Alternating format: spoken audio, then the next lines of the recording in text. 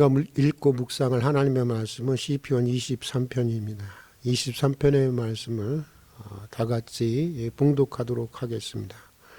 여호와는 나의 목자시니 내게 부족함이 없으리로다. 그가 나를 푸른 풀밭에 누이시며 쉴 만한 물가로 인도하시는도다. 내 영혼을 소생시키시고 자기 이름을 위하여 의의 길로 인도하시는도다. 내가 사망의 음침한 골짜기로 다닐지라도 해를 두려워하지 않을 것은 주께서 나와 함께 하심이라. 주의 지팡이와 막대기가 나를 안위하시나이다. 주께서 내 원수의 목전에서 내게 상을 차려주시고 기름을 내 머리에 부으셨으니 내 잔이 넘치나이다. 내 평생의 선하심과 인자하심이 반드시 나를 따르리니 내가 여호와의 집에 영원히 살리로다. 시편 23편에 얽힌 그 감동적인 간증과 사연들이 많이 있습니다. 그 중에 제게 가장 인상적이었던 것은 제 은사였고 또 장로의 신학대학 총장이었던 장영일 교수님이 유학 때 그를 가르쳤던 어떤 교수에게 들은 간증의 사연입니다. 독일의 모 대학에서 라틴어를 가르치는 연세가 높은 교수께서 라틴어뿐만 아니라 시브리어도 유창하게 잘하는 터라 학생들이 그 이유를 물었다고 합니다. 그러자 교수는 40여 년 전의 일을 학생들에게 들려주었다는 것입니다. 2차 세계대전 당시 이 교수가 독일 대학을 다니고 있을 때였습니다. 그에게는 같이 공부하는 유대인 친구가 하나 있었다고 합니다. 이 친구는 쉬는 시간이면 알 수 없는 말로 무엇인가 중얼중얼 계속 중얼거렸는데 나중에 알고 보니까 시브리어로 외우는 시편 23편이었다고 하는 것입니다. 유대인 친구는 그 시편을 읽으면 마음이 평안해지고 공부도 잘 된다고 하면서 늘 그 시편을 외웠다고 하는 것입니다. 그 후 이 교수도 유태인 친구를 따라서 시브리어로 시편 23편을 외우게 되었다고 하는 것입니다. 아도나이 로 에이사르, 여호와는 나의 목자시니 내게 부족함이 없습니다. 이렇게 시브리어로 쭉 외울 수 있게 되었다고 하는 것입니다. 그러던 어느 날이었습니다. 두 사람에게 불행이 찾아왔다는 것입니다. 나치를 피해 숨어 지내던 유대인 친구가 발각이 되어서 트럭에 실려 가스실로 끌려간다는 소식을 듣고 이 교수는 눈물이 범벅이 된 채 미친 듯이 자전거를 타고 그 트럭을 쫓아가게 되었다고 하는 것입니다. 근데 갑자기 친구가 트럭 밖으로 고개를 내밀었는데 뜻밖에도 친구의 얼굴에는 잔잔한 미소를 머금고 있더라고 하는 것입니다. 그리고는 소리 높여 무언가를 친구가 외치기 시작했는데 그게 바로 시편 23편이었다고 하는 것입니다. 그래서 자전거를 타고 쫓아가던 교수도 자기도 모르게 악을 쓰며 시편 23편을 따라 외우며 쫓아가다가 그만 돌부리에 걸려 넘어지고 트럭은 멀리 사라지고 말았다고 하는 것입니다.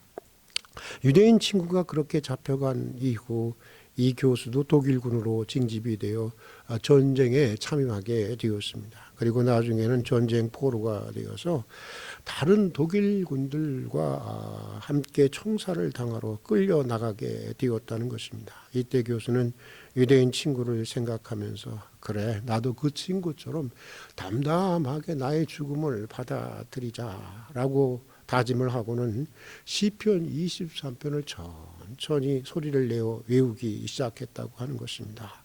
여호와는 나의 목자시니 내게 부족함이 없으리로다. 그가 나를 푸른 초장에 누이시며 쉴 만한 물가로 인도하시는도다. 그러자 죽음에 대한 공포가 사라지고 자신도 알 수 없는 평화가 파도처럼 밀려오는 것을 느낄 수 있었다고 하는 것입니다. 그런데 그때 놀라운 일이 벌어졌습니다. 사형을 집행하던 연합군 장교가 벌떡 일어서더니 목총을 돋워서 자신도 같이 시편 23편을 외우는 것이었습니다. 그 연합군 장교는 러시아계 유대인이었는데 그는 즉시 그 교수를 풀어주라고 명령했다고 하는 것입니다. 하나님의 백성은 그가 비록 악마의 제복을 입고 있어도 하나님의 백성이다라고 외치면서 말입니다. 이렇게 해서 그 교수는 시편 23편에 나오는 대로 사망의 음침한 골짜기를 통과할 때도 지팡이와 막대기로 자신을 지켜주시는 하나님을 경험하게 되었다고 그렇게 학생들에게 이야기를 했다고 합니다. 시편 23편에 얽힌 이런 감동의 사연들은 매우 많이 있습니다. 아마도 그가 유대인이든지 그가 그리스도인이든지 당신이 가장 좋아하고 또 애송하는 그 시편이 무엇이냐고 물으면 대부분의 사람들은 시편 23편이라고 말할 것입니다. 그만큼 우리가 소망하는 바에 아름답고 사랑스러운 삶의 내용을 담고 있는 시편이기 때문입니다. 그래서 많은 시편 연구자들은 오늘 시편 23편을 시편의 진주 혹은 시편의 나이팅게일 혹은 다윗 시의 시편의 백미라고 부를 만큼 시편 150편 가운데 가장 아름답고 가장 영감 있고 가장 감동적인 시편으로 그렇게 여기고 있다고 합니다. 오늘 먼저 여호와는 나의 목자시니라는 제목으로 1절의 말씀을 같이 좀 생각해 보고자 합니다. 우리 다 함께 1절의 말씀을 다시 한번 읽어보도록 하겠습니다. 여호와는 나의 목자시니 내게 부족함이 없으리로다.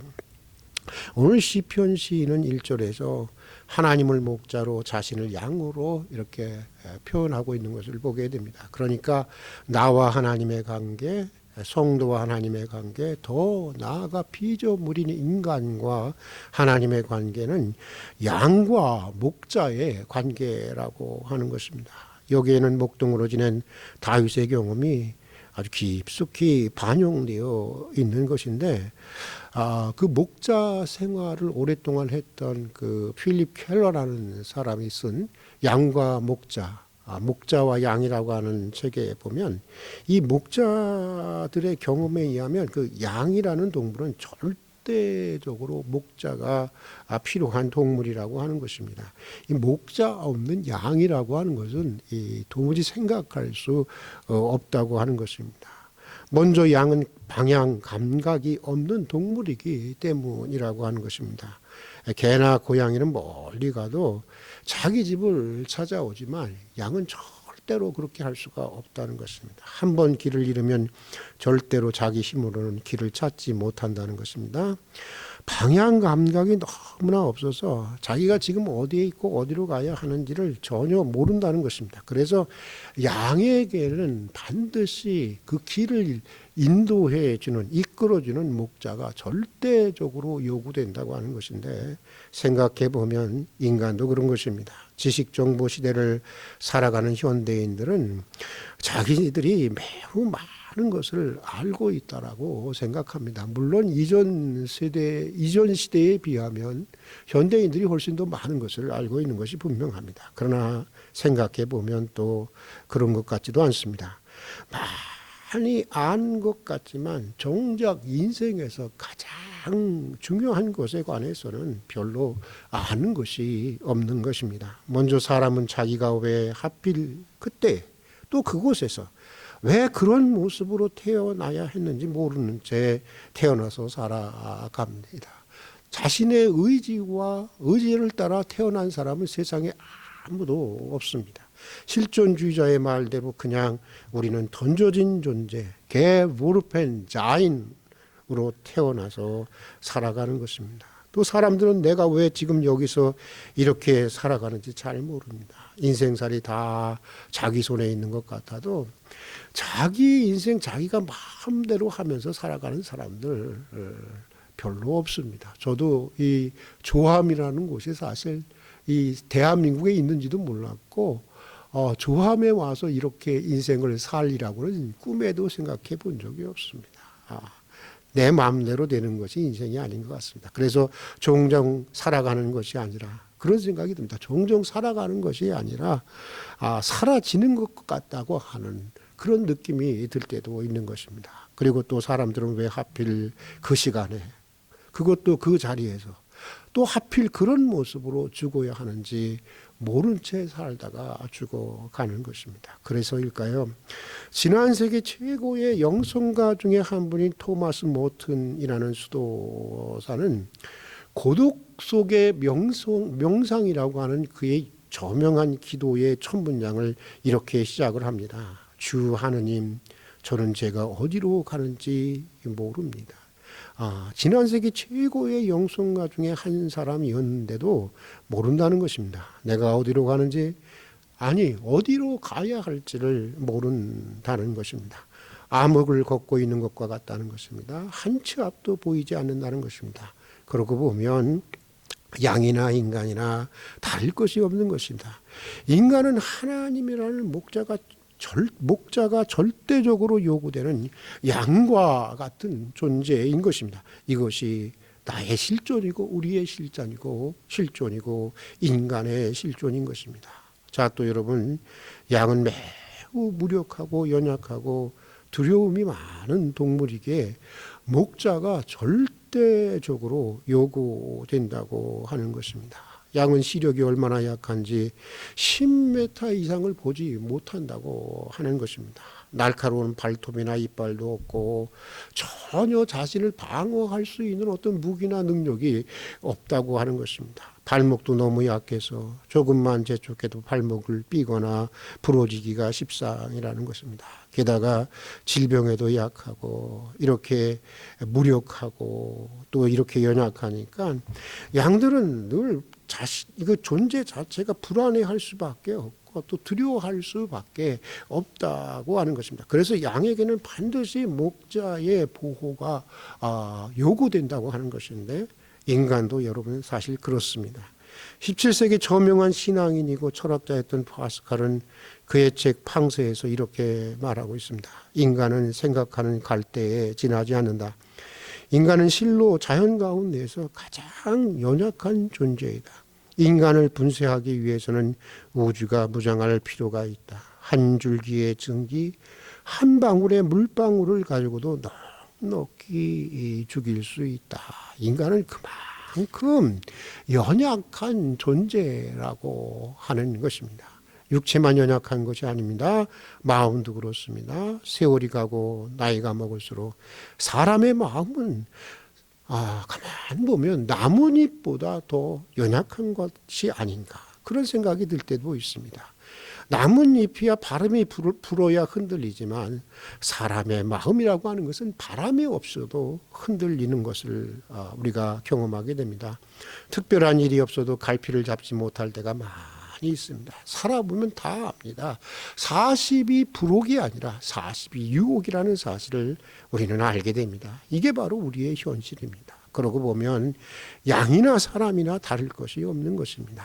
철없을 때는 자기를 믿고 자기 힘을 믿는 것이지 철들고 보면 하나님이라고 하는 목자의 보호가 절대적으로 필요한 존재라고 하는 것을 우리는 알게 되는 것입니다. 자, 또 여러분, 양은 쉽게 더러워지는 동물이라 목자가 절대적으로 요구된다고 하는 것입니다. 양이라고 하는 동물은 매우 게으른 동물이라서 짐승이어서 더러운 자기 몸을 깨끗이 할 의지와 능력도 없다는 것입니다. 제가 집에서 고양이를 한 마리 키우는데 걔는 얼마나 자기를 깔끔하게 이렇게 자기를 계속 닦아주는지 모릅니다. 개도 또 그런 것 같아요. 강아지도 그런 것 같아요.